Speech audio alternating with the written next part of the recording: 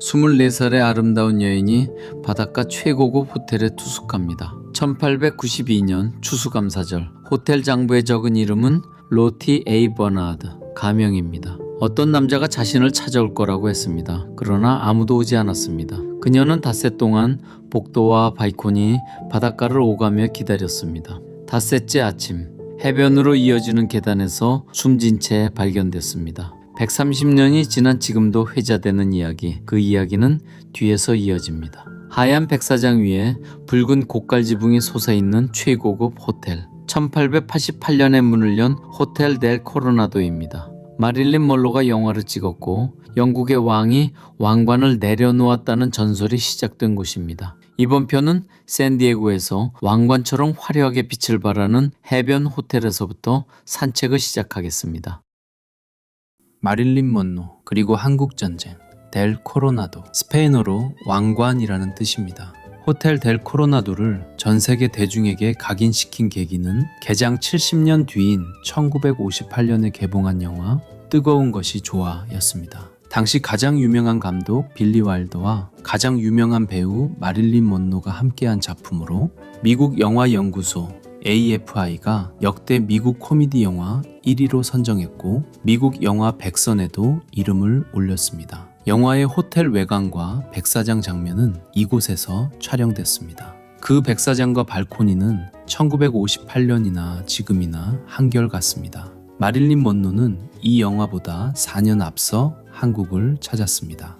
1954년 야구선수 조 디마지오와 결혼해 일본으로 신혼여행을 떠났을 무렵 도쿄에서 한국에 주둔 중인 미군을 위한 공연을 제안받습니다. 한국전쟁이 휴전된 지 반년, 언제 다시 전쟁이 터질지 모르던 때였습니다. 추위가 한창이던 2월, 먼로는 신혼여행을 멈추고 한국으로 갔습니다. 강원도의 영하 날씨 속에서 나흘 동안 10번을 공연했고 10만 명이 넘는 장병이 모였습니다. 얇은 드레스 한 장만 입은 채 무대에서 노래하고 춤을 췄습니다. 공연 뒤 폐렴을 앓았지만 훗날 그녀는 태어나서 처음으로 진짜 스타가 된 기분이 들었다고 말했습니다. 지금 호텔 한 구석에는 마릴린 먼로 기념품 코너가 있습니다. 그녀는 1962년 36의 나이로 세상을 떠나 지금은 LA 웨스트우드의 공원 묘지에 묻혀 있습니다. 명판에는 누군가 남긴 립스틱 자국이 있고 늘 꽃이 놓입니다. 바로 옆에는 그녀의 누드 사진으로 큰 돈을 번 플레이보이 창업자 휴 해프너가 묻혀 있습니다. 기념품 속 그녀는 금발의 섹시한 배우로 소비됩니다. 하지만 바다를 건너면은 다르게 기억합니다. 신혼을 미루고 강원도의 영하 날씨 속에서 미문 공연에 나섰던 여인, 촬영장에서도 늘 책을 손에서 놓지 않았던 배우, 화려한 겉모습 뒤에 외로움을 안고 살았던 한 사람으로요. 왕관을 내려놓은 영국 왕, 왕관을 쓴 소녀. 오래된 호텔에는 그곳을 거쳐간 사람들의 이야기가 남습니다. 토머스 에디슨과 찰리 채플린, 베이브 루스부터 역대 대통령과 오늘날의 할리우드 스타까지 수많은 유명 인사가 이 호텔을 거쳐갔습니다. 그중 가장 유명한 이야기는 영국 국왕 에드워드 8세입니다. 오랫동안 사람들은 그가 훗날 결혼하게 되는 미국인 월리스 심슨을 바로 이 코로나도 호텔에서 처음 만났다고 믿어왔습니다. 실제로 1920년 영국 왕세자이던 에드워드는 코로나도를 방문해 성대한 환영 파티를 열었습니다. 당시 해군 장교의 아내였던 월리스 심슨도 그 무렵 코로나도 섬에 살고 있었고 섬에 주둔한 장교 가족 모두가 초대된 그 파티의 명단에는 심슨의 이름도 있었습니다. 다만 그녀가 그날 실제로 참석했는지는 기록이 남아있지 않습니다. 심슨 본인도 훗날 두 사람이 처음 만난 것은 10년 뒤인 1930년 런던이었다고 회고했습니다.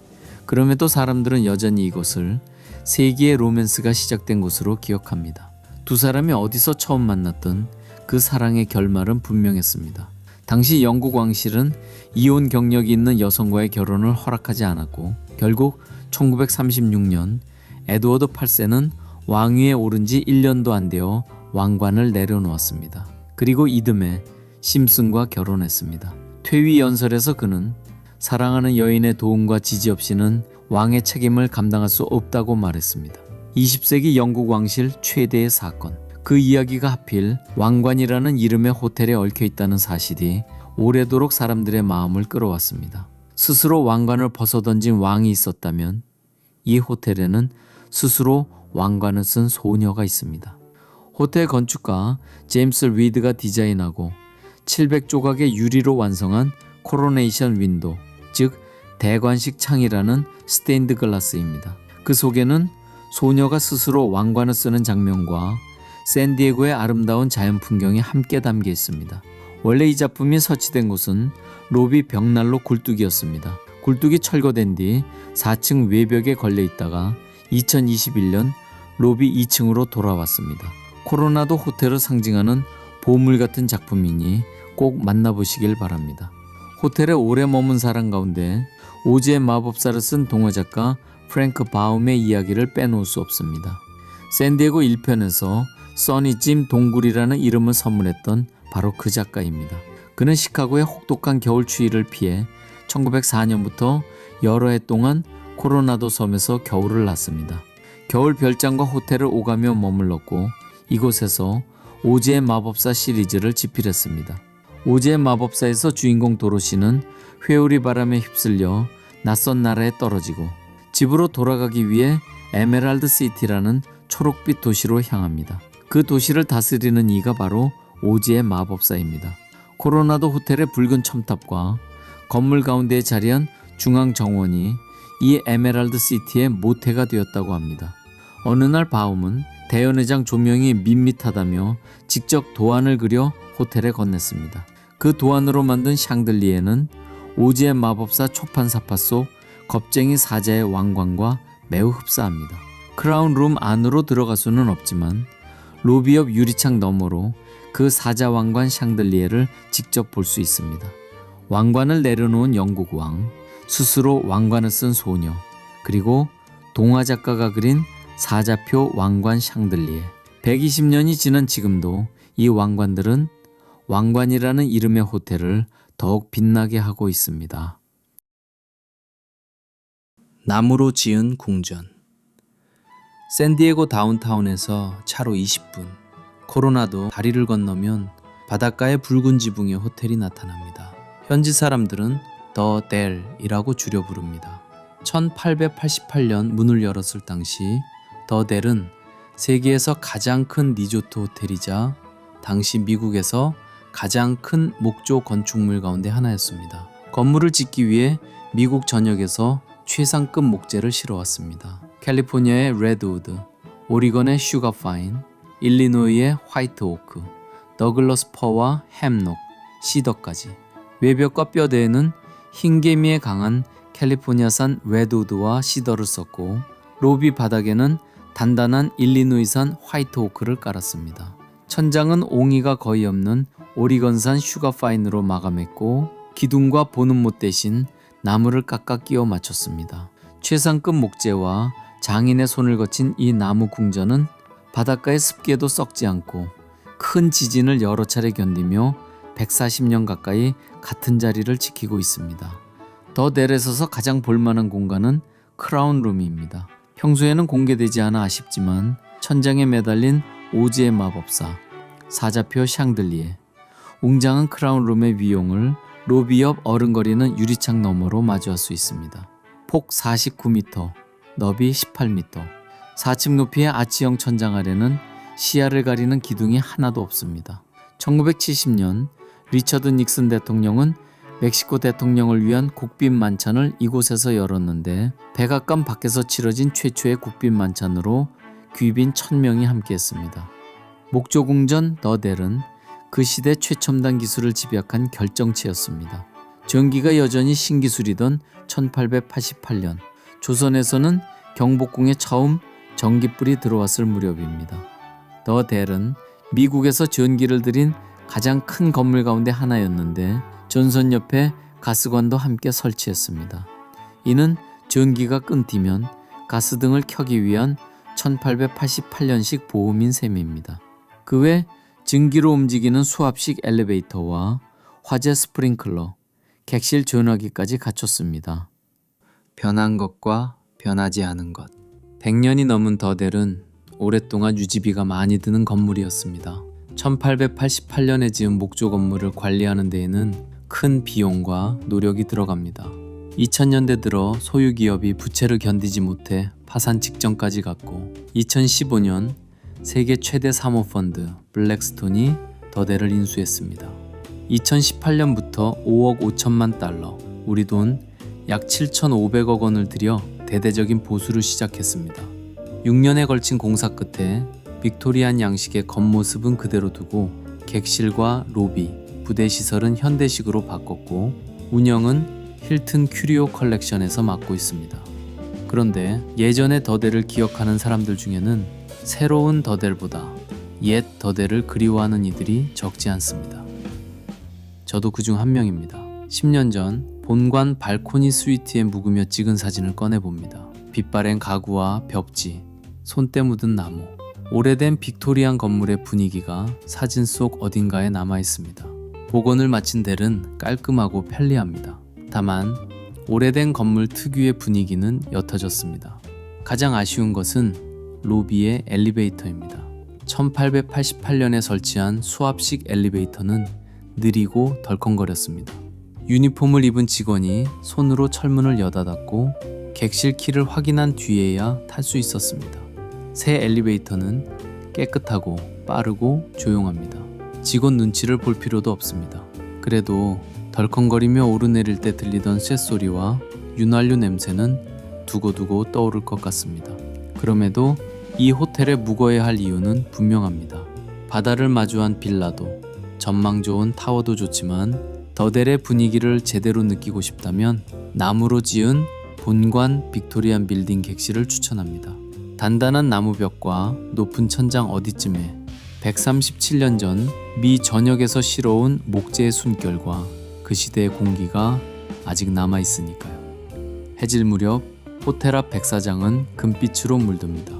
모래에 알알이 박힌 운모 조각이 햇살을 받아 사방으로 빛을 흩뿌리면 왕관이라는 이름의 섬이 가장 찬란하게 빛나는 시간이 시작됩니다. 검은 드레스의 젊은 여인.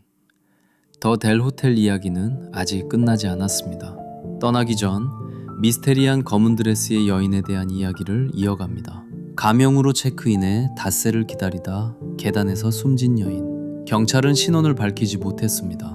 신문은 이 여인을 아름다운 이방인이라고 불렀습니다. 검시 결과는 자살이었습니다.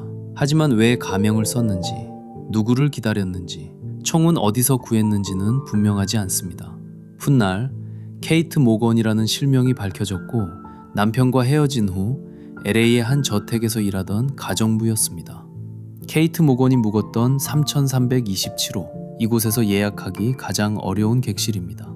영화의 날씨처럼 갑자기 차가워지거나 저절로 조명이 깜빡이거나 아무도 없는 복도에서 발자국 소리가 들리고 늦은 밤 호텔 곳곳에서 검은 드레스를 입은 젊은 여인 목격담 등 투숙객과 직원들의 증언이 지난 130년간 꾸준히 이어졌습니다.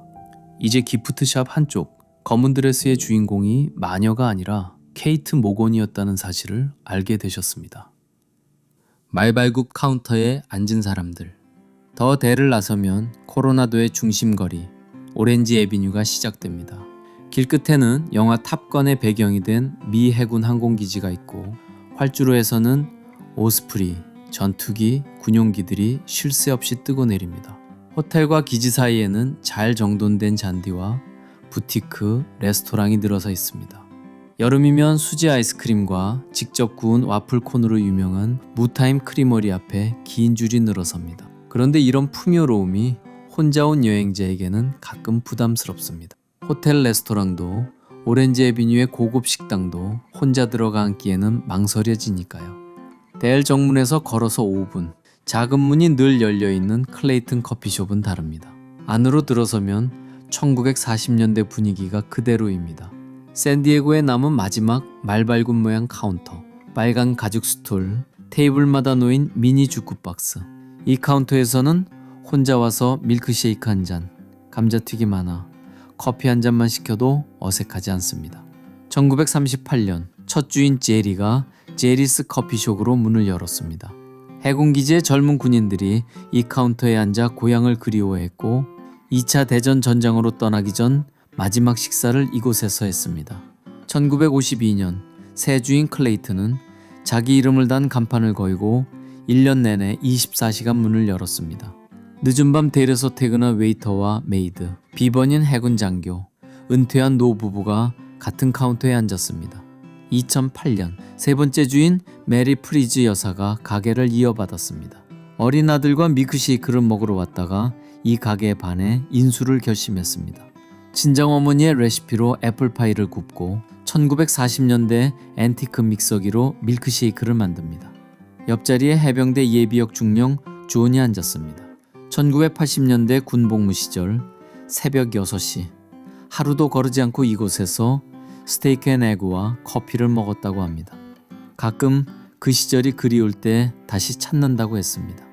팬데믹 이후 24시간 영업은 멈췄습니다. 그래도 매일 같은 시간, 같은 자리에 같은 얼굴들이 모입니다. 오렌지 애비뉴 979번지, 혼자여도 영어가 서툴러도 편하게 들어갈 수 있는 곳입니다. 섬을 건너는 방법. 섬을 떠나기 전 늘 들르는 곳이 있습니다. 1996년에 문을 연 수제 맥주 양조장 코로나도 브루잉 컴퍼니입니다. 이너를 마스코트로 삼은 이곳의 대표 맥주는 아일랜더 IPA로 2014년 월드비어컵에서 금메달을 받았습니다. 이너가 새겨진 탭을 당기면 황금빛 맥주가 잔을 채웁니다. 거품 아래로 홉의 삽쌀한 맛이 길게 남습니다. 이 맥주는 이곳에서 마실 때가 가장 맛있습니다. 시중에서 보기 어려운 계절 한정 맥주를 골라 담은 샘플러도 추천합니다. 목을 축인 뒤 선착장으로 나섭니다. 코로나도 다리가 생기기 전 섬과 도시를 잇는 통로는 배뿐이었습니다. 차와 사람을 함께 실어 나르던 카페리. 지금도 그 백길은 남아 여행자를 실어 나릅니다. 우버만 타지 말고 샌디에고에서는 한 번쯤 이 페리를 타보기를 권합니다. 배가 잔잔한 만 위를 지나갑니다. 한쪽으로는 다운타운의 회색 빌딩들이, 반대쪽으로는 항공모함과 군함이 정박한 군기지가 보입니다. 거대한 군항과 진보적인 해안 도시가 한 풍경 안에 함께 있습니다. 샌디에고를 한마디로 규정하기 어려운 이유입니다. 저 멀리 만을 가로지르는 다리가 보입니다. 1969년 샌디에고 건립 200주년에 맞춰 놓인 코로나도 다리입니다. 수면에서 다리까지 높이가 61m. 대형 항공모함이 아래로 지나갈 수 있도록 높게 솟았고 활처럼 휘어 있습니다. 페리 노선은 2개입니다. 30분 간격의 컨벤션 센터행, 1시간 간격의 브로드웨이 피어행. 브로드웨이 피어에 내리면 바로 옆에 퇴니역 항공모함 USS 미드웨이가 박물관으로 떠 있습니다. 컨벤션 센터에서 내리면 걸어서 8분 거리에 샌디에고에서 가장 화려한 밤거리이자 가장 어두운 과거가 남은 가스램프 쿼터가 있습니다. 알카포네와 함께 칵테일을. 주말 밤의 가스램프 쿼터는 발 디딜 틈이 없습니다. 거리 한복판 유리창을 떼어낸 바에서는 매주 수요일이면 사람들이 모여 줄을 맞춰 춤을 춥니다. 카우보이 라인 댄스입니다. 한 줄로 선 사람들이 같은 동작으로 발을 구르고 몸을 돌립니다. 라인 댄스는 미국 서부의 술집 살룬에서 나온 춤입니다. 카우보이들이 하루 일을 끝내고 모여 추던 춤이 컨트리 음악과 만나 지금의 형태가 됐습니다. 정해진 안무를 모두가 똑같이 따라하기 때문에 파트너도 초대도 필요 없습니다. 누가 잘 추는지 중요하지 않으며 줄에 서면 모두 한마음이 됩니다. 그래서 이 춤에는 낯선 사람과도 금세 어울리는 미국인이란 나라의 이면이 담겨 있습니다. 이 거리를 방문할 때면 늘 찾는 곳, 프로히비션, 금주법이라는 뜻의 칵테일 바입니다. 간판도 없고 두꺼운 철문이 늘 잠겨 있으며 누군가 문을 열어줘야 입장할 수 있습니다. 그래서 찾다 포기하고 돌아선 이들이 많습니다. 1920년대 금주법 시절 단속을 피해 지하에서 몰래 술을 팔던 술집을 그대로 재현한 공간입니다. 좁고 어두운 지하에서 칵테일을 들고 라이브 공연을 봅니다. 한때 경찰을 피해 숨어야 했던 술집을 지금은 멀리서 일부러 찾아오는, 아는 사람은 반드시 찾는 이 거리의 숨은 보석입니다.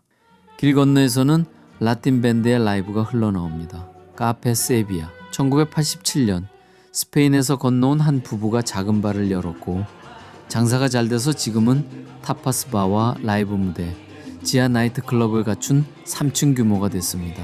타파스 바에서는 매일 밤 라틴 뮤직과 룸바 공연이 열리고 주말에는 남부 캘리포니아에서 가장 오래된 플라멩코 디너쇼가 펼쳐집니다. 지하에서는 살사와 바차타, 메렝게를 배우고 추는 나이트클럽이 밤늦도록 운영됩니다. 이렇듯 루프탑 바와 나이트클럽, 라이브 카페가 16개 블럭에 빼곡히 늘어선 미 남서부의 대표적인 나이트라이프 거리. 그곳의 이름은 가스램프 쿼터입니다. 그런데 이 화려한 거리에는 어두운 긴 그림자가 숨어 있습니다. 가오리의 독침과 상하인. 전기가 없던 시절 사람들은 가스를 태워 밤거리를 밝혔습니다. 그 불빛 아래 빅토리안풍 건물들이 서 있었고 오늘날 우리가 부르는 가스램프 쿼터란 이름은 가스등에서 따온 이름입니다. 1880년대 이 거리의 이름은 가스램프가 아닌 스팅어리, 연한 가오리를 뜻하는 이름입니다. 가오리에 한번 쏘이면 극심한 통증과 마비가 뒤따르는 것처럼 이 거리는 한번 들어가면 빠져나오기 어려운 거리라는 뜻이 담겨 있습니다. 도박과 매춘, 아평과 밀수, 특히 인신매매가 판을 치던 곳으로 바다를 건너온 선원들은 번 돈을 하룻밤에 탕진했습니다. 술과 약에 취해 정신을 잃은 사람들이 눈을 떠보니 태평양 한가운데였다는 이야기. 그렇게 배에 납치되어 강제로 선원이 됐다. 수개월, 길게는 수년 만에 돌아올 수 있었다는 이야기. 19세기 미국 항구 도시에서 벌어진 이런 납치를 샹하잉이라고 불렀습니다. 금광을 찾아 선원들이 대거 빠져나가자 빈 배를 채우려는 납치가 이 거리에는 흔했습니다. 1912년 11월 경찰이 이 거리에 들이닥쳤습니다. 3년 뒤 열릴 파나마 캘리포니아 엑스포를 앞두고 시 당국이 거리를 정리하기로 한 것입니다. 사창가를 급습해 138명을 체포했고 그중 136명을 산타페 기차역으로 끌고 가 로스앤젤레스행 편도표를 쥐어준 채 열차에 태워보냈습니다. 큰 행사를 앞두고 불편한 것들을 한쪽으로 치워버린 방식. 서울 올림픽을 앞두고 벌어진 달동네 강제 철거와 결이 비슷합니다. 1920년 금주법이 시작되자 이번엔 멕시코 국경과 백길로 밀주가 들어왔습니다. 럼과 위스키, 중국산 즙류주가 국경과 항구를 넘었고 빅토리안 건물의 지하실과 옥상, 비밀 통로에 숨겨졌습니다. 사람들은 지하에서 감시망을 뚫고 술을 마셨습니다. 이후 도심은 다른 대도시들처럼 쇠락했고 노숙자와 마약이 모이는 뒷골목이 됐습니다. 1970년대에는 이 낡은 빅토리안 건물들을 죄다 헐고 최첨단 고층 빌딩을 세우자는 재개발 계획이 나왔습니다. 압박은 거셌지만 변호사와 건축가, 개발업자들이 모여 거리를 지키자고 나섰습니다. 그 결과 1980년 16블록 전체가 미국 국가 사적지에 등재됐습니다. 못 하나 함부로 박을 수 없는 보존구역이 되자 가스등이 다시 켜졌고 가스램프 쿼터라는 새로운 거리 이름이 붙었습니다. 나무 장식과 붉은 벽돌, 건물의 뼈대는 그대로 두고 내부만 현대식으로 고쳤습니다. 그 안을 레스토랑과 바, 카페와 상점으로 채웠고 오늘날 200곳이 넘는 업소가 영업 중입니다. 한때 아편을 팔던 거리에서 지금은 타파스와 스테이크, 마가리타와 스페셜티 커피를 팝니다. 주말밤 이 거리가 붐비는 것은 즐길 거리가 많아서만은 아닙니다. 안전하기 때문입니다. FBI 통계에 따르면 샌디에고는 인구 100만이 넘는 미국 대도시 가운데 범죄율이 낮은 축에 듭니다.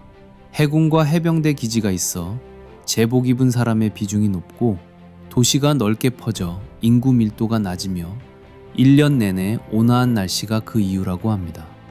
밤 12시에 혼자 걸어도 뒤를 돌아보지 않아도 되는 도시.